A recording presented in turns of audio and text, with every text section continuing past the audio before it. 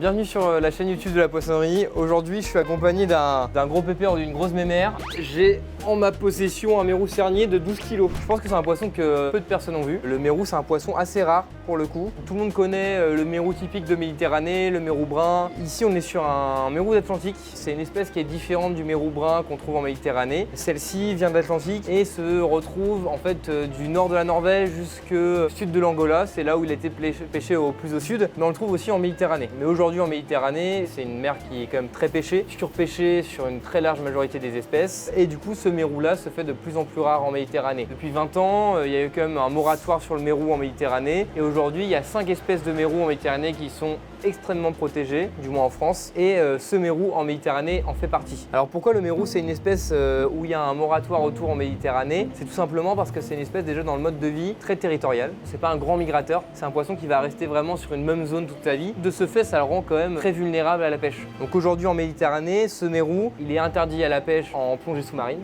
Ensuite, il va être interdit à la pêche à la ligne, parce que comme je le disais, il reste à la même place, on descend une ligne devant, ça le rend très vulnérable. Le seul moyen de le pêcher pour les pêcheurs professionnels aujourd'hui, c'est le filet maillant, et si on le pêche, il est considéré comme prise accessoire. Donc c'est-à-dire que le mérou va venir se capturer dans le filet, étant donné qu'on ne va pas le rejeter à la mer mort, ils vont avoir le droit de le commercialiser, mais pour ça, il y a quand même une réglementation sur le poids débarqué, etc. Alors après, je sais que ça filoute un petit peu auprès des pêcheurs méditerranéens parfois, je vais me faire tacler. Moi, c'est déjà arrivé qu'on me propose du mérou de ligne sous couvert de mérou de filet maillant, chose qu'on a bien évidemment refusé. En 2023, il a été prolongé et du coup, le moratoire se poursuit jusqu'en 2033. Ça a aidé quand même beaucoup à renouveler la population de mérou, mais c'est une espèce qui demande d'être ultra vigilant pour une simple et bonne raison, c'est que c'est un rythme de vie qui est ultra lent et une maturité sexuelle qui est ultra tardive. C'est un poisson qui va se reproduire aux alentours des 60-80 cm. C'est un poisson qui va avoir environ 14-15 ans. En fait, il a un cycle de vie tellement lent que si on le surpêche, on va en fait nuire très vite à la population. Donc le but, c'est d'avoir une gestion hyper raisonnée autour du mérou pour pouvoir assurer sa durabilité. Nous, on en a très rarement. C'est un produit qu'on va avoir sincèrement 3-4 fois par an parce que en fait, c'est des prises accessoires. Typiquement, nous, ça vient beaucoup de Saint-Jean-de-Luz. Donc c'est des merlutiers qui vont pêcher sur la ligne un mérou. Donc c'est vraiment une prise non voulue, non ciblée. Alors le mérou cernier, c'est une espèce qui est de grosse taille, mais c'est un poisson qui peut être bien plus grand. Là, on a une espèce qui fait 90-95 cm, sachant que c'est un poisson qui peut aller jusque les 2 mètres. Je ne sais pas si c'est lié à la lune, aux conditions environnementales, mais quand il y a un débarquement de mérou, il y a quelques spécimens qui vont tous débarquer en même temps. Sur les gros spécimens, c'est assez rare d'en voir énormément débarquer d'un coup, et c'est plutôt sur les petits, pour la simple et bonne raison, c'est que les gros spécimens mérou vont vivre au fond de l'eau, c'est ce qu'on appelle une espèce démersale, et par contre sur les petites tailles, environ 40-60 cm, qu'on retrouve le plus souvent sous criée d'ailleurs, ils ont un mode de vie complètement différent. Ils vont vivre regroupés en individus sur des objets flottants. Et c'est pour ça aussi qu'on lui doit le surnom de vieille des bois. Elle a tendance à suivre les épaves en bois ou à suivre les objets flottants en bois. Pourquoi oui, il y a des pêcheurs qui vont pêcher le mérou, c'est parce que c'est une espèce qui est quand même demandée. Par exemple, dans les pays du Maghreb où il y a une réglementation différente sur les mérous, par exemple, le couscous de la mer est beaucoup fait avec le mérou. C'est une espèce qui a quand même une chair assez particulière, qui est très dense, qui a peu d'équivalent. Puis surtout, c'est peut-être aussi un poisson qui est plus facile à pêcher qu'il y a 20 ans et du coup, les pêcheurs vont dessus de manière peut-être illégale parfois. Il y a certains fraudeurs, ouais. En pêche amateur, ça arrive, hein. On voit chaque année dans le sud de la France des gens qui se font arrêter avec du mérou à bord. Je voudrais voir votre pêche, s'il vous plaît, monsieur. Non, mais sérieux? C'est un mérou juvénile, là. Oui, c'est un délit punissable de prison. Il faut avoir la tenue qu'il a, je veux dire, monsieur, c'est pas un pro. Aujourd'hui, c'est interdit, sauf en Corse, où les pêcheurs professionnels ont le droit de le pêcher à la ligne. C'est un petit avantage qu'ils ont. Il y a une autre particularité du mérou cernier, c'est vrai que le mérou c'est une espèce qui est hermaphrodite. En fait ils ont un changement de sexe durant leur vie. Le mérou cernier c'est un mérou ce qu'on appelle gonocorique. Il a un sexe déterminé à la naissance. C'est aussi là où les espèces hermaphrodites comme le mérou c'est un peu dur à gérer parce que souvent on a un changement de sexe à une taille qui est assez grande et du coup si on pêche que les gros poissons, en fait on va décimer une partie des reproducteurs. Donc celui-ci est gonocorique, qui naît mâle ou femelle. Il n'y a pas de changement de sexe durant sa croissance, mais ça n'empêche pas d'être mature très vieux. Et c'est un poisson, je sais pas si on a vu, mais niveau mâchoire, elle est absolument énorme. C'est vraiment un carnassier, c'est vraiment un chasseur. Puis aussi, moi j'aime bien sur le mérou, le crâne. On dirait vraiment un animal préhistorique, on le voit ici. Et sa tête est hyper dure. C'est vraiment un poisson préhistorique. Comment je vais m'y prendre? Le mérou cernier, c'est assez dur à écailler, on en fout un peu partout. Encore une fois, ça c'est une prise qui était accessoire et qui n'était pas ciblée par le pêcheur. C'est un poisson qui se retrouve à la vente et aussi qui doit être valorisé. C'est quand même un poisson avec une valeur commerciale assez importante. On préfère tous le voir dans une assiette valorisée à sa juste valeur que le voir partir en pet food pour les croquettes de votre chat, quoi.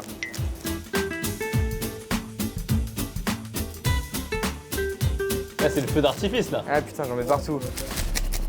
Faut savoir que pour nos restaurants, on fournit un peu de restaurants et c'est d'ailleurs un futur projet qui arrive, de teaser un petit peu. Vous voyez qu'un restaurant, s'il a ça à faire dans sa cuisine, je pense que le commis il est content. Déjà c'est fatigant et en plus t'en fous littéralement partout. Putain, c'est du boulot celui-là, hein. Ah ouais, c'est horrible. Et c'est un poisson aussi qu'on trouve sur les côtes des États-Unis, jusqu'au Brésil en fait. C'est pour ça que son nom scientifique c'est Polyprion americanus, c'est le mérou américain. Du coup, mérou américain, mérou cernier, vieille des bois et poisson épave pour les Anglais. Ils sont pas foulés comme d'habitude avec le nom des poissons anglais. Il faudra qu'on fasse une vidéo un jour sur ça, mais le pire c'est les coquillages. En fait, les Anglais, tout s'appelle clams quasiment. Hop, voilà. J'arrive au bout de la bestiole.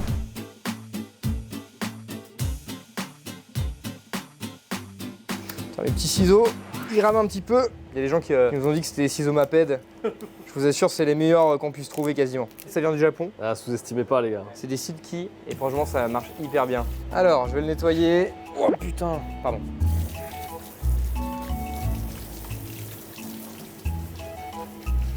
Alors là, je le vide comme d'habitude. Les gros poissons, c'est quand même un peu... c'est pas facile à préparer. Tout ce qui est famille des mérous, des sébastes et tout, c'est du taf. Hop, les arcs-branchiaux. Aïe! Pardon. Le mérou qui attaque. Je me suis coupé avec les branchies. Ah. Regardez, c'est ça ces petites choses là à l'intérieur. Ah ouais, ça coupe quand même. Ouais, arrêt de travail, aïe aïe aïe. Alors, vous voyez, on a affaire à un mâle et vous voyez, ses gonades sont pas si grandes. Il a pondu en fin d'année et là il est reparti pour un tour. Non, j'ai un mâle, pas du tout, c'est une femelle. C'est des œufs qu'on a vu à la caméra. Je suis fatigué.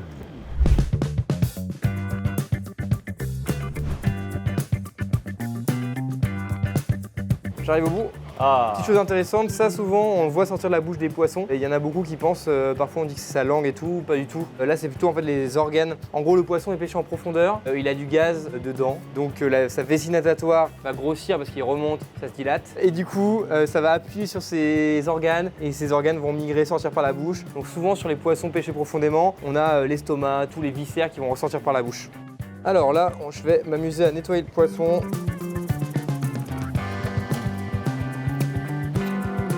C'est une vraie tannée. Hein. Enfin, c'est vraiment un prédateur. C'est vraiment on voit que c'est un poisson territorial déjà, qui va vraiment défendre son territoire. Ça va être un très bon chasseur. Moi, si je devais avoir un poisson de garde, ce serait un mérou quoi. Voilà. Le mérou, ce qui est marrant, c'est qu'il a la réputation d'être assez curieux en plongée. Il est vraiment attiré par les plongeurs. C'est un poisson qui est assez curieux. Son comportement le rend vulnérable. Ça, c'est une espèce, oui, on peut le trouver jusqu'à 800 mètres de profondeur. Ah ouais. Si un jour vous en pêchez, moi je vous conseille de le faire dans votre jardin parce que là... Tu vas y arriver Quentin. Ah, je suis à vous là.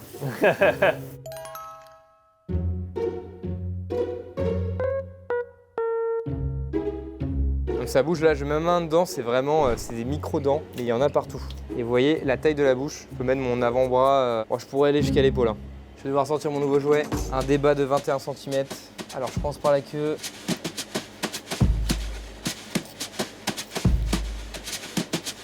Waouh, c'est magnifique. C'est incroyable l'épaisseur. Ça, il y a un vrai steak dedans. Alors, je vais essayer de casser la colonne, enfin la cage thoracique, pardon.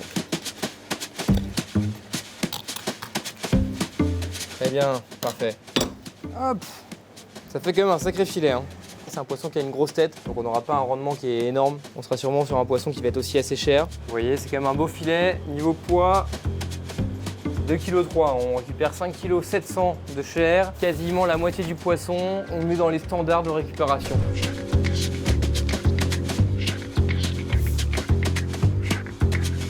Là, c'est une zone qui peut être un peu avec quand même pas mal de nerfs, donc on va voir. C'est une chair qui est très blanche, qui est très jolie. Je pensais qu'il serait un peu plus gras quand même, mais là on le voit, hein. Tout ça c'est du gras. Hein. Là on a quand même du gras près de l'arête. Là à chaque fois, en fait le gras est vraiment centralisé près des os. Donc près de l'arête ici on a du gras. À chaque fois qu'on a une nageoire on a du gras. Très hâte de goûter. Là on voit un peu, c'est un peu nacré. Il y a un peu de nerf en bas. Hop.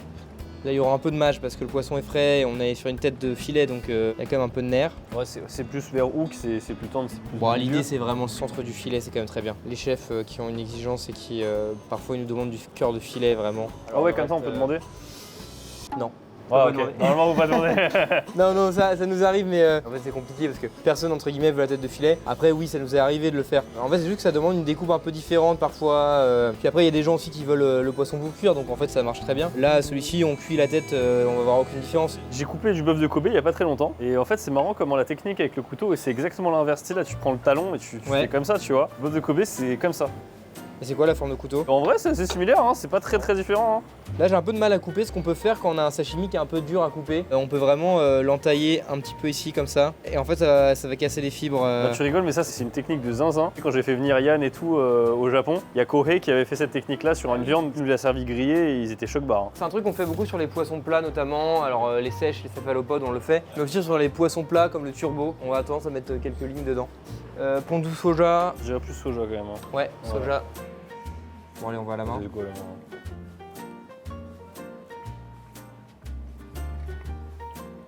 pas tant de mâche que ça. Ouais, c'est bon en vrai. J'en ai déjà mangé du maturé pour le coup. Ouais. Et le goût est quand même un peu plus exacerbé.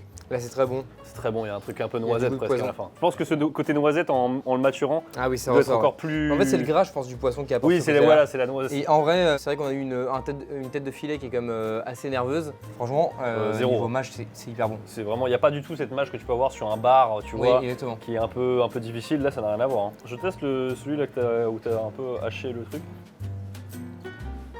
En vrai, En fait, c'est même pas utile. ça rend le truc bouilli. Je m'attendais pas à que ça soit aussi tendre. Ouais, ça marche vraiment bien. Hein. Merci beaucoup. En vrai, c'est très bon. Merci beaucoup d'avoir regardé cette vidéo sur le mérou cernier. J'espère qu'on a pu déjà vous faire découvrir un poisson qui est assez méconnu. Et surtout aussi, pourquoi la gestion des pêches, pourquoi il faut faire attention à telle espèce et pourquoi c'est important de connaître le cycle de vie des poissons pour qu'ensuite on puisse adapter notre consommation à son cycle de vie. Aujourd'hui, le mérou cernier, c'est pas un poisson qu'on va manger tous les jours ou tous les vendredis à la cantine. C'est un poisson d'exception parce que c'est un cycle de vie hyper lent. Si vous voulez continuer à en manger de temps à autre une fois par an à la poissonnerie Viotte, évitez d'en manger tout le temps. C'est la phrase bateau pour finir. Voilà. Merci beaucoup et à bientôt.